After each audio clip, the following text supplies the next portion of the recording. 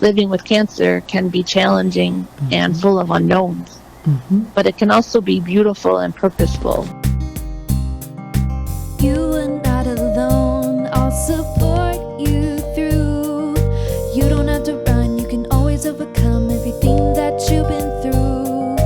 Share your story here and lay down your fears. We all hear your pain and there's only love to gain. You can get it all right here. Hello, welcome to Good Things from the Couch. I am your host, Elizabeth Davies, and I am a mental health counselor and author. And today, my guest is Angelina, who first saw me for counseling in 2017. Welcome to the show, Angelina. Thank you. I appreciate you having me. Wonderful. When you first came to see me in 2017, you had a few goals. One of the things that you wanted me to help you with was to work through your physical and emotional grief and loss of your current condition, which is being diagnosed with colorectal cancer, yes? Yes. Very difficult.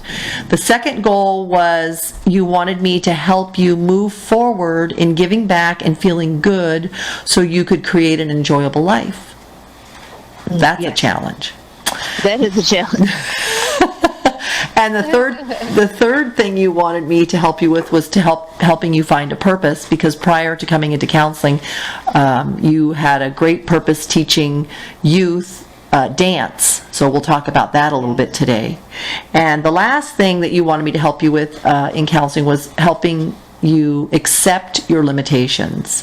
So that's where you were when you first started coming in 2017. It's been 4 years since we've talked or met. Flies. Yes, time flies. So I just kind of want, if you can, to just start with back in 2017 when you first came to see me, kind of let the listeners know what was going on and give them a little bit of background about that. Sure. What happened was I was diagnosed with cancer, and processing all I'd been through, that was a challenge. It was so overwhelming. So I graduated with a master's in special ed in June 2014. I turned 42 in August, and I was diagnosed with stage 3 colorectal cancer October 2014. So I didn't have much time to process things. We had to act fast. I had chemo radiation for 6 weeks, followed by low anterior resection. And also, then I had stronger chemo for 4 months every other week. And then I had an ileostomy also, which that was a struggle to make peace with. But then I had the reversal of the ileostomy in September 2015. So much grief and loss. Yes. We moved from New York to Arizona with my 2 elderly parents. And we lost my dad in 2016. And, I felt so lost because how to start to sort through the aftermath of where cancer had left me. But I knew I couldn't do it on my own. So I was so happy to have found you. Oh, thank you. I can't even imagine, but a lot of the listeners that are listening today have probably had cancer. And it's awesome to have you on our show so that you can kind of let people know, how do you get through all the losses? And the losses for you, were not just like loss of your career, because you'd been teaching dance since I think 2003. So you had a career in dance.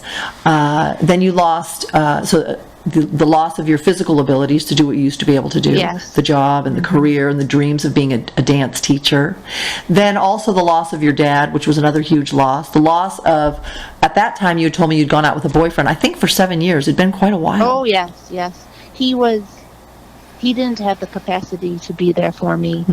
So I remember saying to God, okay, God, I was walking around in my driveway at the time back in New York, and I said, what do I do, And I thought, what about if I moved to Arizona with my parents and we lived with my brother, and all of a sudden, Elizabeth, this peace just settled upon me. And so I said, okay, I love you, but I'm leaving because, you have to, cancer really brings clarity and courage to make some big changes. Yes, yes.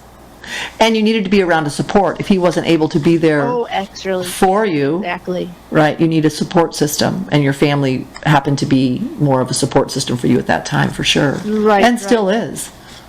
Oh, it's wonderful to have family. I'm very blessed for that.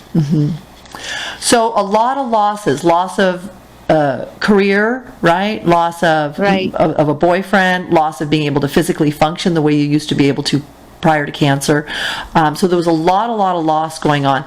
And I kind of wanted to talk about too is finding a purpose after that, because so many people, I've dealt with so many clients too, not just with cancer, but injuries that have knocked them out of having their dreams come true. Specifically like athletes that I've worked with who had a career in professional sports, and now they had an injury and now they could not play professional sports anymore, and they saw their whole future as doing that. And I mean, did you see your whole future prior to cancer? You kind of think about, oh, I'm going to be a dance teacher, or tell us a little bit about that. Sure. Before the cancer, I was like I said, working towards my master's in special ed. I had actually got a job working at a special education center, and I was teaching at-risk youth and kids with disabilities. I had a dance school for a while, so I imagined that, and I also imagined that I was doing good work. I was really felt like I was helping. Yes. And then I also wanted to have children and get married, so there was quite a bit of challenge going on. And I think, counseling was very helpful to help me process those feelings and overcome, the circumstances. I've been a dancer my whole life, and it was difficult to accept that the surgeries and treatments that saved my life actually damaged the muscles and nerves in my right leg, so now I use a walker. But you helped me to grieve the loss of what could have been and accept a life that was waiting for me. I discovered that resistance was impeding my ability to progress through the grief. And I remember you told me, you were so helpful and so wise. I get a little choked up just thinking about it, but I remember you said your talents and gifts were given to you, by God on the day you were conceived, and He will not take these gifts away, and that maybe now He needs you to use these talents in a different way. And also what helped me was your affirmation cards. Realizing the power of intention, those are wonderful. Thank you so much. I've had many people talk about how my Good Things Emotion Healing cards, which are my affirmation cards, have really been inspirational in helping change their thoughts or the way they look at things, to really inspire them to a different outcome or a different way of looking at things. I just think what you said is so powerful too. When we have huge losses like you had, where it's just one loss after the other, loss physically, loss of having children, being able to have a family, loss of where you lived, having your dance studio, your dad, all these losses, just my whole life. Right? It's just so many losses at once, and then to be able to just process through that many losses and to be able to come back and say, one of the things that you had said in your notes that I loved was saying, instead of realizing what I used to be able to do, instead of the loss of like, I used to be able to dance, I used to be able to have a studio, I used to be able to have all these things, now it's about what I can do now. And that was really powerful too, where you made that switch. Thank you. Right? That's just like a mind shift. A mind shift. So many times we grieve what could have been, right? What we could have been, like our dreams, our hopes, what we desired, our career, all these things. And then, our destiny is something else. Our fate happens to be something else unexpected we could have never imagined happening. But then knowing and so now here's what I'm capable of now. I was capable of all that before, the diagnosis, but now this is what I can still do. Now I can still use talents and gifts, but in a different way, which is just really amazing. So you really worked through so much to get to that point. And I'm so grateful for you. You're so insightful and encouraging, and you really help to, through therapy, which I think is very important. Yes. Very, very important. But you helped me to increase my self-confidence and self-esteem. Maybe many of the listeners can relate that cancer had a big impact on that self-esteem. It took a big hit. Yes. But you helped me to realize that, I'm here and I work so hard to get here, and to embrace, what's here.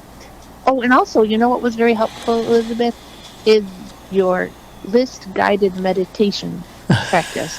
Right. I'm trying to embrace everything that you helped me with, and that was when I would do a meditation followed by a journal prompt that says, "How is my current situation for my highest good?" Yes. I remember that, and I remember you said to me, basically, in each struggle you go through, there's a lesson to learn, and you might not have learned that had it not been for whatever struggle you're going through. Yes. That was very helpful. And we have to have an open heart, right? Because you can imagine here, compiled with all the loss, is like sometimes people feel like this isn't fair treatment. Like, why would I get diagnosed with cancer? Like, how is this for my highest good? Right? Right. And you ask that question, and you don't even, your cognitive mind can't even know how that could be for your highest good. But today, 4 years later, what can you tell the listeners about how that was for your highest good? What came about because of that?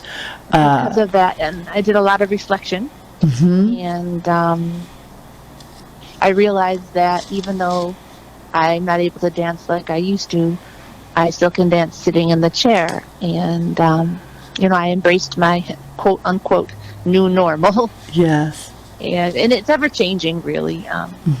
But I wanted dancing, even from a chair, makes me feel free and unstoppable and hopeful. And I wanted to create something that would help people feel that way too, even while facing challenges. Yes. So I created a dance YouTube channel called Dancing to Heal, with the number 2, to give help and hope to others through dance. And what it is actually I give a little mini dance class from my chair, a short warm-up, a fun, easy-to-follow dance combination, and a brief cool-down. And some cute music. I've done a couple of them. Music, yes. I'm so happy. Thank you for your support. I love your little music that you do, and the video. You show pictures of your life before and your family. I love that part of it. And that's cool. I can honestly say, from doing some of those Dancing to Heal videos, sitting in my chair in my office, that you wouldn't know that you weren't able to stand. Like, me watching you do it from the chair and me doing it from my office chair, like you said, I do feel free doing it. Like, I never think like, she's not able to move from, or stand and do the dance moves. I do feel free doing it, and that's so powerful for viewers. So now you get to do Dancing to Heal videos. So you can still use dance, which was your passion when I met you, and I'm assuming it's still your passion.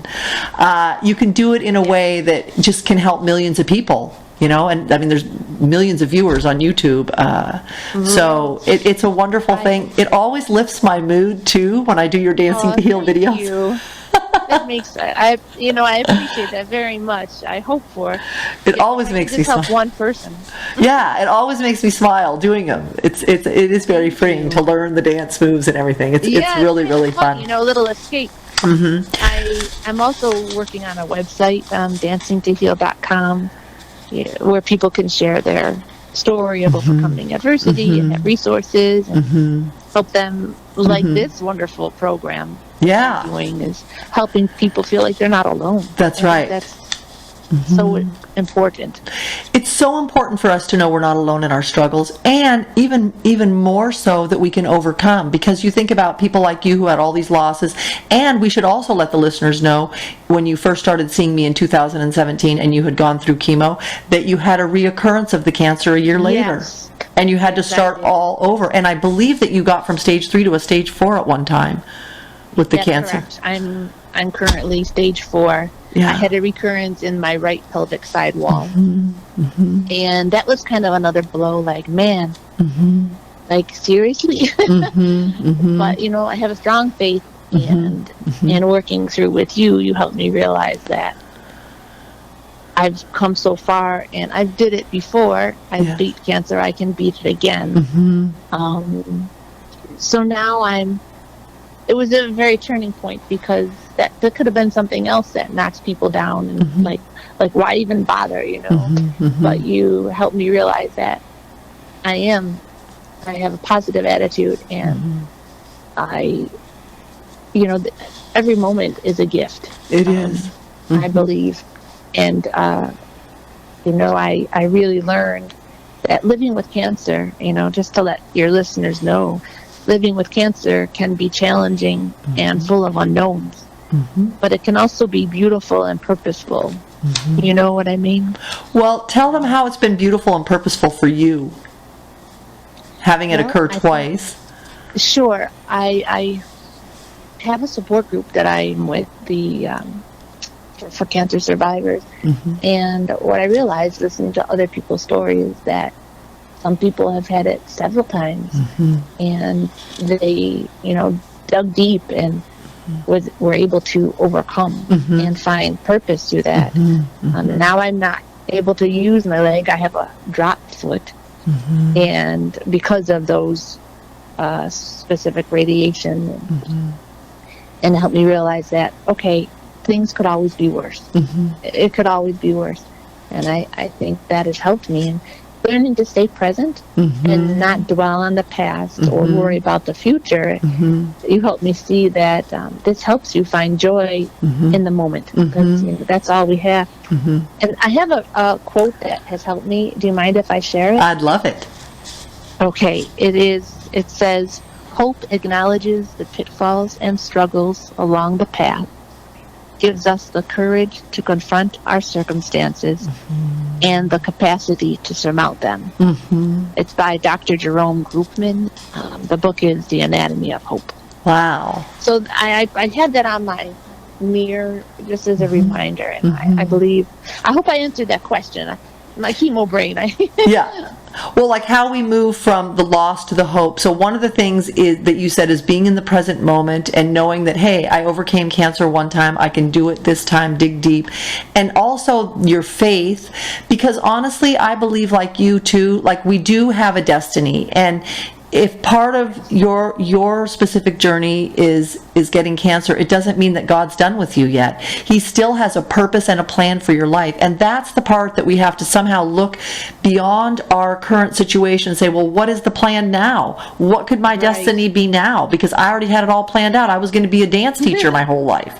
It's like, what is the plan now? What can I do now? I mean, I know what I used to be able to do. What can I do now to find purpose, which is so important, because think about how easy it is to get depressed or down with that type of a medical condition. And, Elizabeth, I do have moments, to let everyone know, you do have those moments. Yes. And I realize that acknowledging that, and that helps, because I don't stay there too long. Yeah. I have like maybe 10 minutes or 15 minutes of crying and being upset, but then I try to do something that brings me joy. Like I'm learning to play the piano again. I started when I was younger. I wasn't so successful back then, but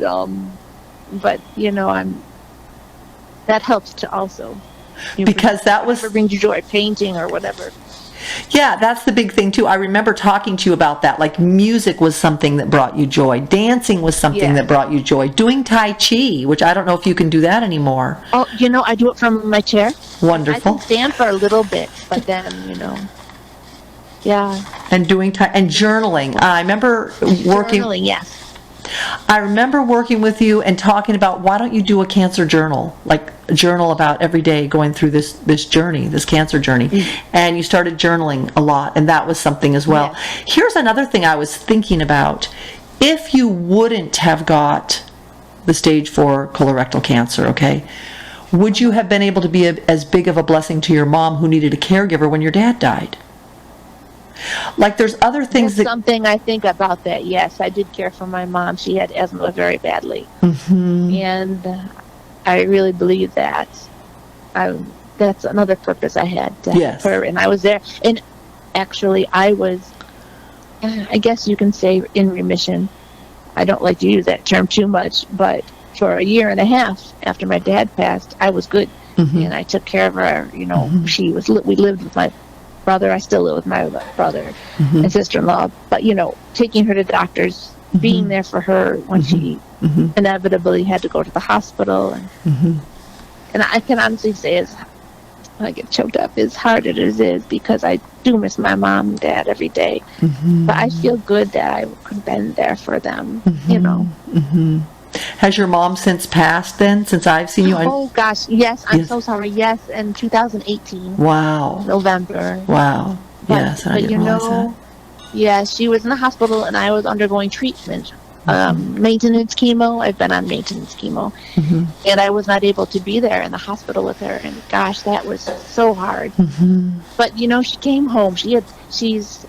Her strength gave me strength. She said that I was her hero. And I said, no, you're my hero, you know. And she came home, and we had this day together. We laughed. We watched The Voice with Adam Levine. And I love that show, The Voice. yes, so awesome, right? Yes, I love that show. Yeah, me too. And I fed her Culver's custard. She loved that. And and we were laughing with my nephews. And then the next day she passed. But I wrote a poem. I kind of do poetry though too, you know. And about how, you know, that one more day, I'm so grateful for that, as much as I would hope for years. At least we had that one day. So that was a blessing too. And it was a good memory. Your last memories were good. Yes, I'm very fortunate about that. Well, I am very sorry about the loss of your mom, but I'm sure she doesn't miss Earth. No, you know, I said, okay, Mom, I know you're dancing with Daddy.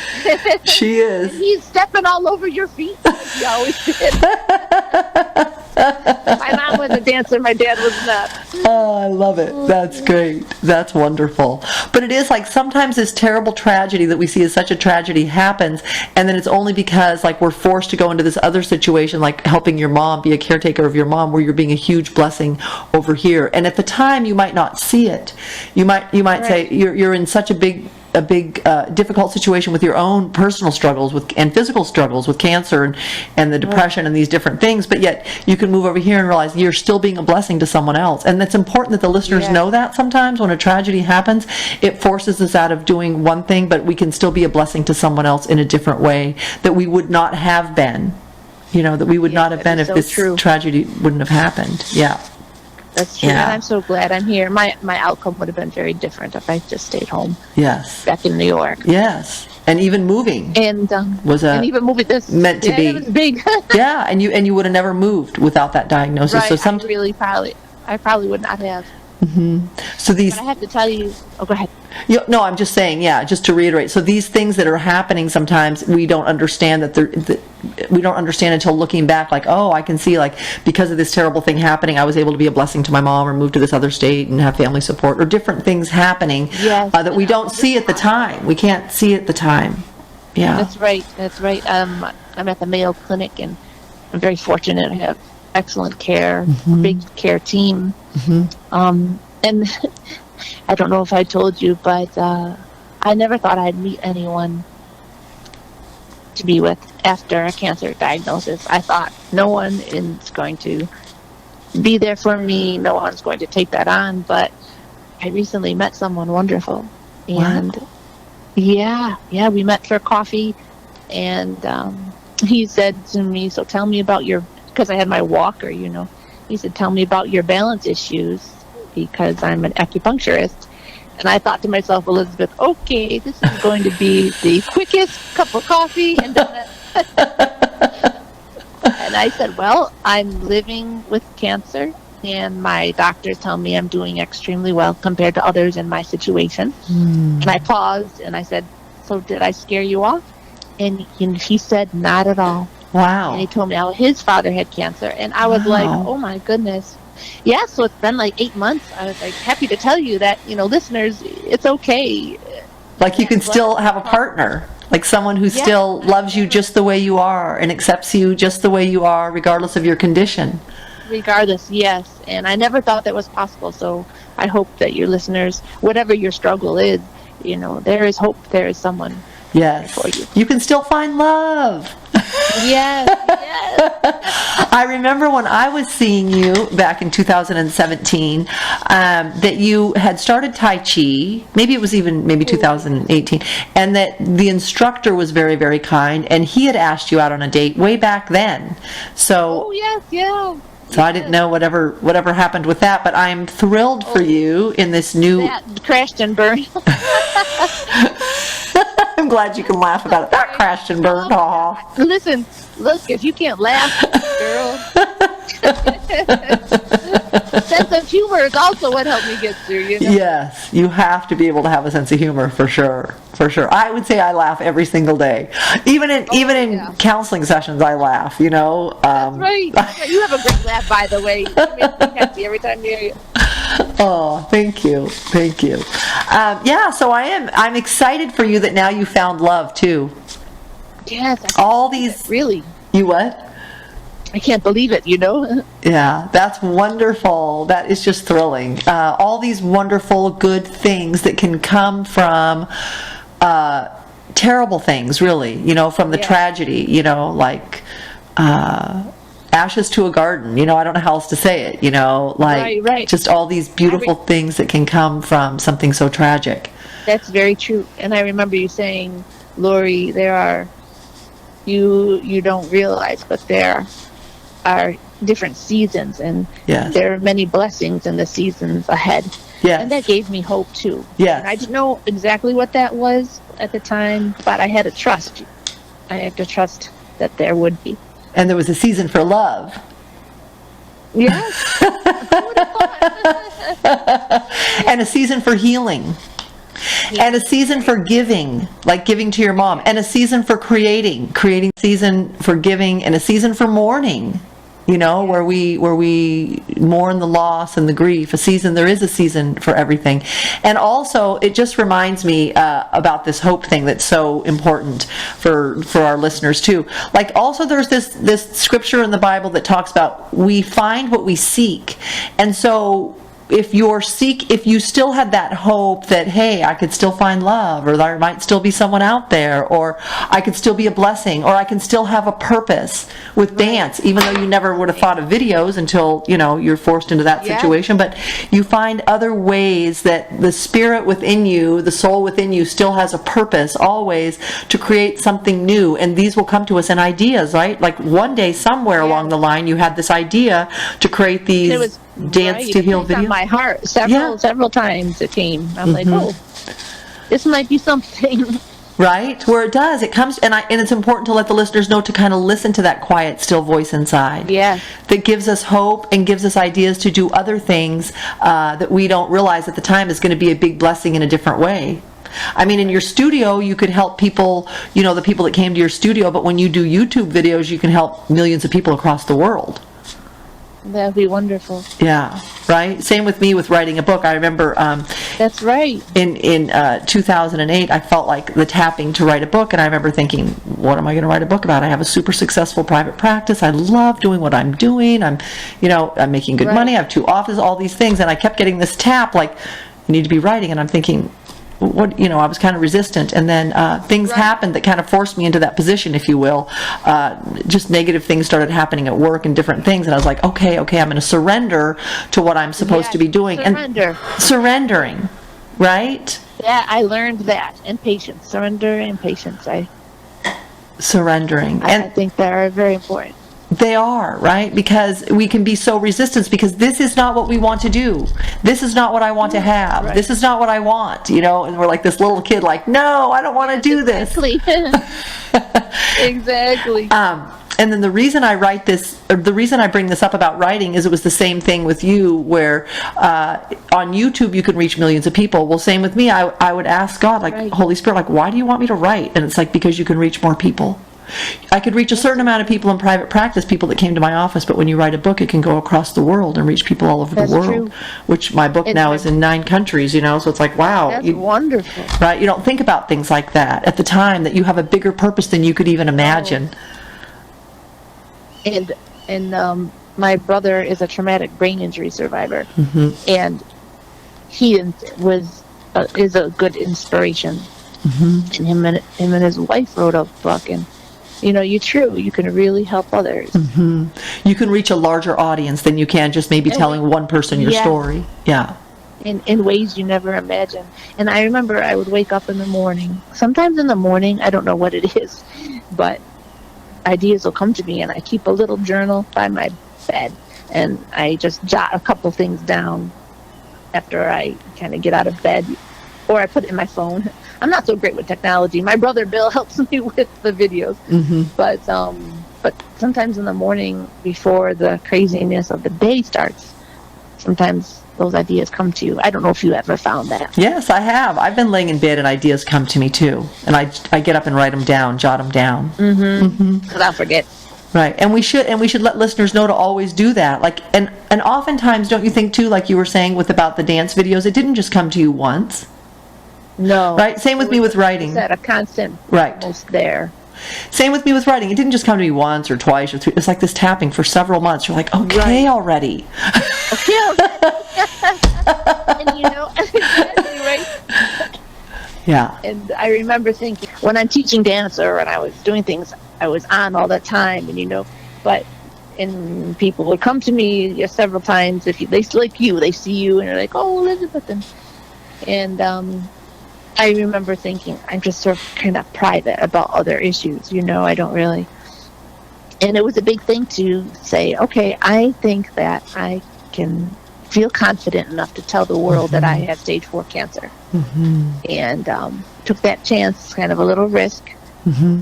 But if I don't tell people about colorectal cancer, or it's like an awareness. I never realized I didn't even hear the word until I was diagnosed. Mm-hmm. Back then, but now you see more awareness, and and that's important. It is, because you never know by telling someone that who could bond or have their own story or say, I know someone else that went through that. You just don't know when you're just really vulnerable like that and put all that out there, Yes, and I've met people, say in Sprouts or another grocery store, and you talk to them a little bit, but then they start to ask questions like, what were your symptoms, and this and that, and I thought, oh, maybe I met that person for a reason. That's right. That's Step right. outside your comfort zone. I think that's in a safe way. In a safe way, and in a safe way to the people that you feel comfortable doing that with. Yeah, Right. For sure. So it's just so hopeful to be able to talk to you, Angelina, and know and let the listeners know too that for people that struggle with cancer or people that have struggled with terminal illness or any of these things, that you still have a purpose. There's still a plan for your life. You still have inherent talents and gifts that can be used to bless others. Yes. And it's about getting out of our own pain or our own suffering for a moment to ask that question: who can I still be a blessing to in this situation that I'm in my current pain, in my current medical situation, in my current mental health situation? Who can I still be a blessing to? And there is always something. There's always something to be grateful for. Yes. And to help others. Yes. Very, very much so. That is wonderful. So when we think about all these goals, finding a purpose, yes, you found a purpose. Yes. You even found love. I did. I know. I'm telling you. I love that part. You accept your limitations now. Yes. And you can do... I still have moments, but I basically, yes. Yes, you have moments, but look at like when you make these dancing to heal videos with your limitations, you learned how to dance from a chair. Yeah. And share dance routines with other people from a chair. Who would have thought of that? Right? You can dance from a chair, you can do Tai Chi from a chair. I didn't know you could do Tai Chi from a chair. Yes, a little bit. Yeah. So there's still things you can It's do. a lot of different things that help through the healing process.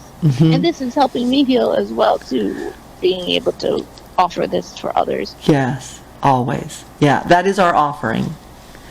You know, offering our story can be our offering even in inspiring other people. Yes, and Yeah. you do the same with your book and this program. I think it's so much needed and very, very helpful. Thank you so much. Thank you so much for being willing to be a guest, share your story. And it's so amazing that even with another loss I didn't know about, with the loss of your mother, that you still have so much joy and purpose and hope. And that's a mind shift. Yeah. That's a choice, isn't it though, Angelina? It is Isn't that a choice. choice? Yeah. Exactly, Yeah. a choice. Yeah. Because you can choose other ways, but this choice I think is very, very important to evaluate, take a breath and say, okay, I am choosing to stay positive. I'm choosing to do affirmations. And I also do guided meditations. That's very helpful too. And the guided meditations, do you visualize yourself? Because lots of times when you and I work together with the guided meditations, I would say visualize yourself healing. Tell your body, visualize yourself at your full potential. Yes, I'm glad you brought that up. That's very true. I do that.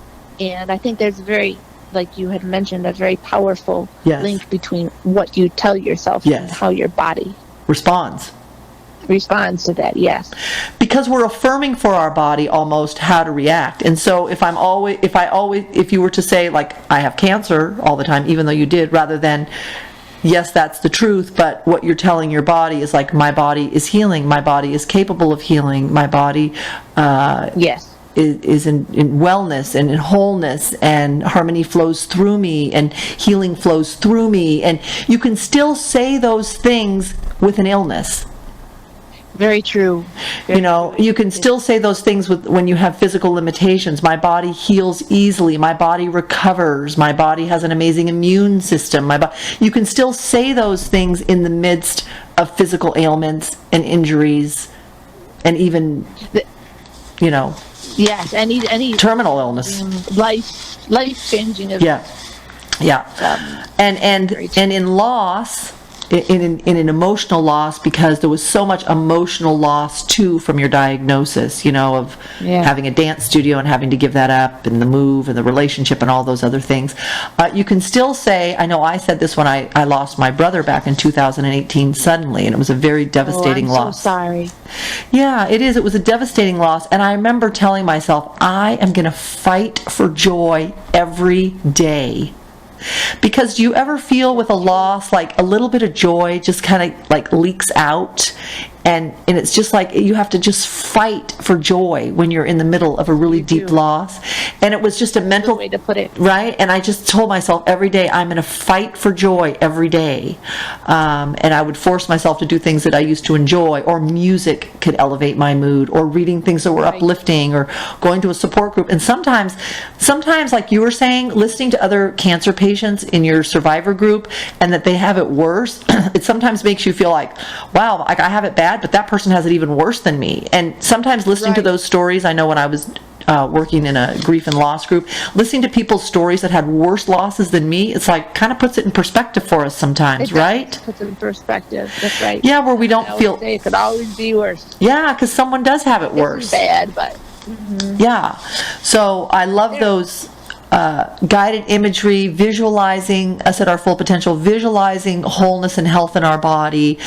I'm wondering now, because it's been several years since you've had the cancer reoccur, right? Yes. Was it 2017 I had recurrence? Yeah. right?